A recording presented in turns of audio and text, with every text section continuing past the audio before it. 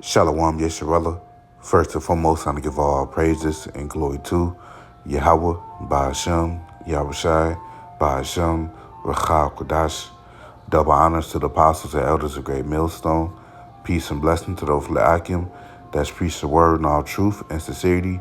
Alone to Israelite foreigner brothers that look like the heathens, but the line on the outside goes back to the nation of Israel, which the nation of Israel are you so-called Negroes, Latinos, and Native Americans through the prophecies and curses of Deuteronomy 28 chapter and throughout the Bible. So this is Brother Yakar Amah back with a lesson, and today's lesson will be entitled The Duality of the Lord. I'm just going to go on some precepts, and Lord willing, you brothers and you sisters out there be edified through the spirit and power of Yahweh Shema Shai. I looked at the word duality on Google, and when you read the first entry, it reads the quality or condition of being dual. When you read the second one, it says an instance of opposition or contrast between two concepts or two aspects of something, a dualism. And some of the synonyms is doubleness, dualism, duplexity, ambivalence, dichotomy, polarity, separation, opposition, difference. Right. And we understand the Heavenly Father Yahweh deals in complete balance in his creations, man, in his ways.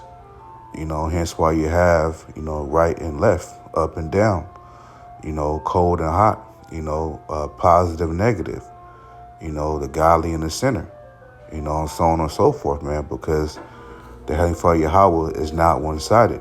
He's not one-dimensional, and that leads me to my first precept in the book of Job, chapter 31 and verse 6. And it reads, let me be weighed in an even balance. Yeah, so, for our father Job, he wanted the Lord to weigh him in an even balance, man. It says that Yahweh may know my integrity. Yeah, because our forefather Job, he had integrity, man. He had honor, and he was very upright, man. And when you read the story of Job, our righteous forefather, he had lost all his substance, man.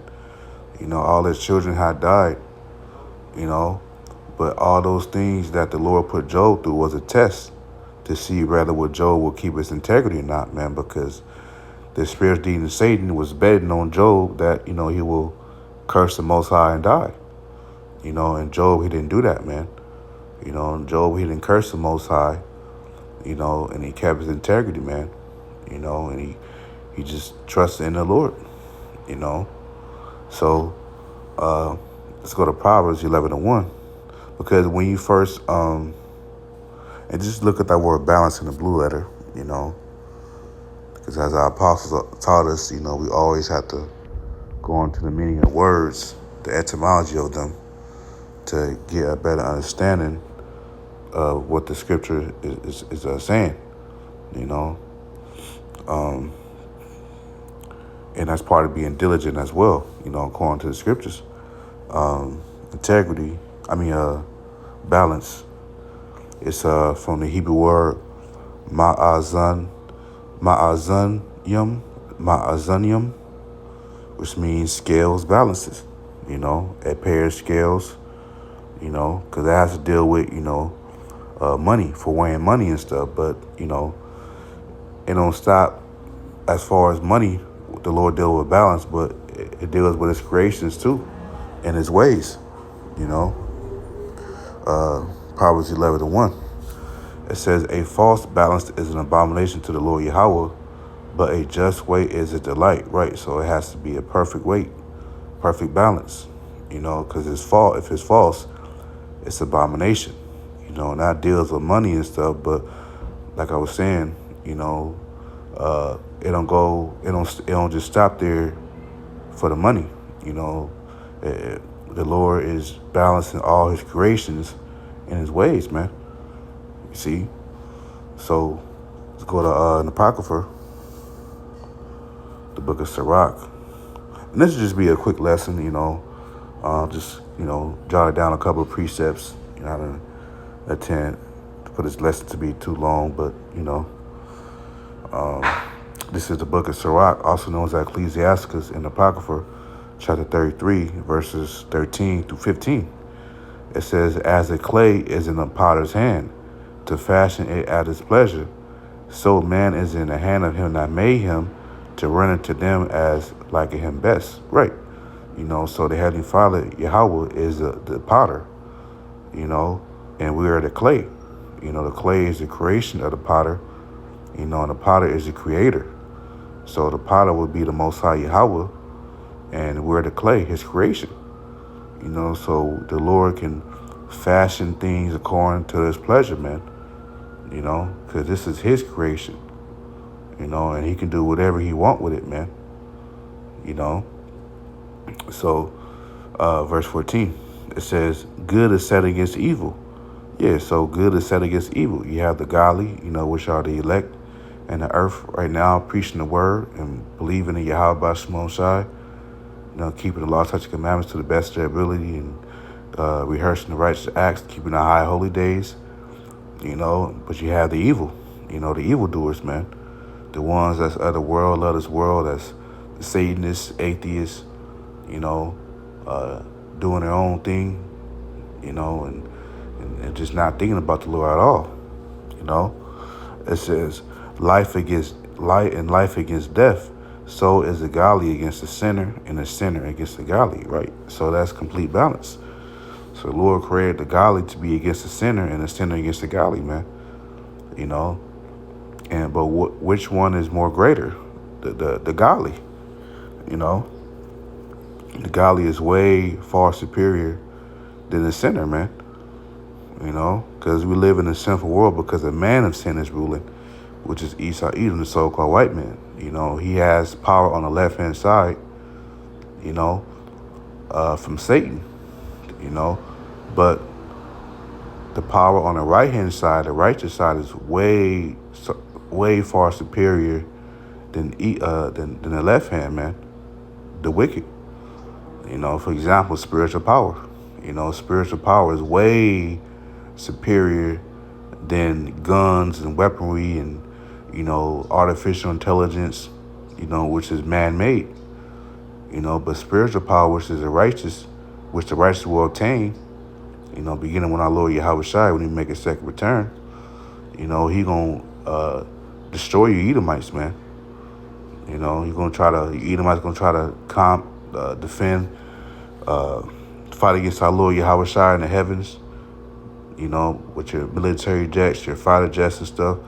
But you're going to be totally annihilated, man, by the chariots, the so-called UFOs, when the Lord blasts you Edomites jet planes into dust, man, as it says in 2 Ezra 13th chapter. You see, it says, verse 15, so look upon all the works of the Most High, and there are two and two, one against another. Right. So complete balance, man. So let's go to Sirach 42. And Sirach 42 and verse 24. And it reads, all things are double one against another, and he had made nothing imperfect. Right. So the Lord made everything perfect. The Lord didn't make mistakes, man. See, Esau wants to push that narrative in the world that the Most High made a mistake, from his creations, man. Hence why Esau is making GMO, genetically modified organisms, in the earth, which is man-made, but that's proof that Esau doesn't believe in the Most High. He believes in his own creations.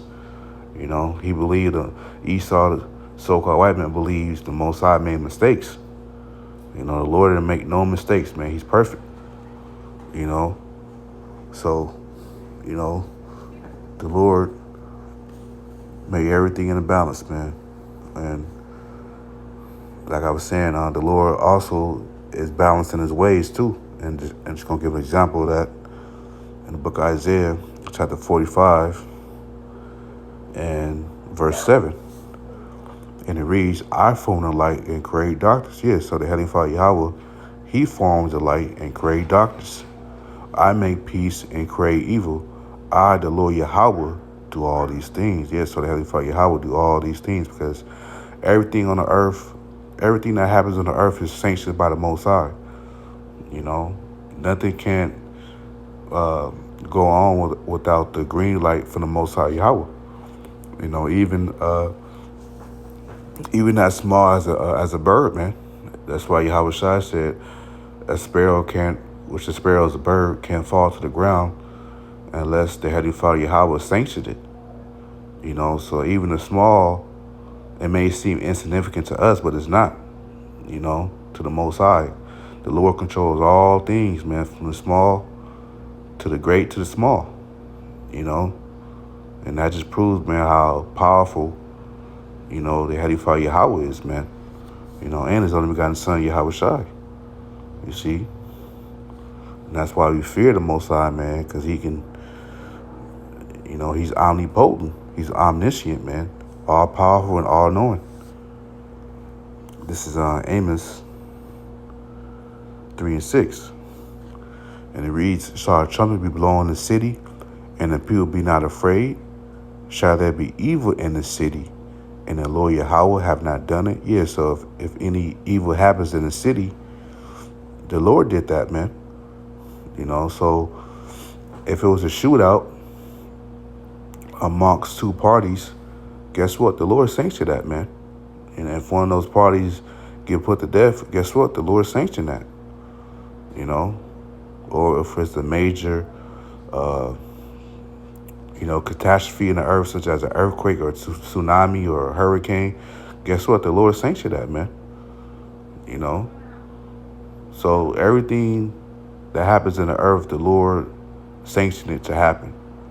You know, even in man's ways, you know, the person might do something, you know, but guess what? The Lord put in the spirit of that individual to commit that act. You know, rather it be a shootout or, you know, anything, you know, from the right to the left, you know. So, because, you know, it says Proverbs 20:24, man's goings are the Lord. Proverbs 20 and verse 24. And it reads, man's goings are of the Lord Yahweh. How can a man then understand his own way? Yeah, so, you know, man's goings are of the Lord, man.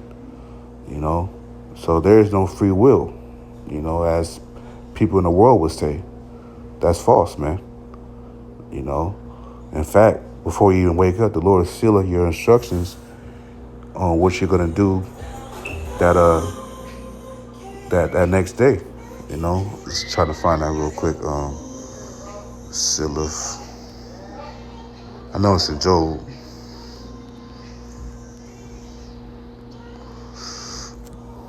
Let's see. Yep. It's in Job 33 and verse 15 through 16.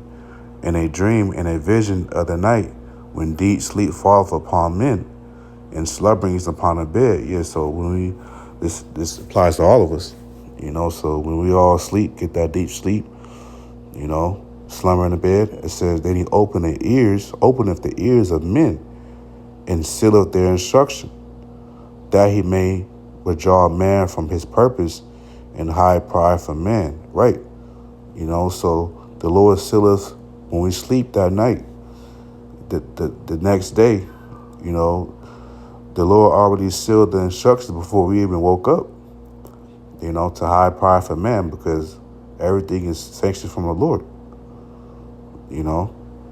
So there's no free will, man. We all, you know, we are the creation of the Most High, man. So the Lord puts in our inward thoughts of things to do, you know, whether it be on righteous or wicked. So, yeah, that was pretty much it. Just want to make a quick lesson on that. Lord willing, brothers are edified. And until next time, Shalom.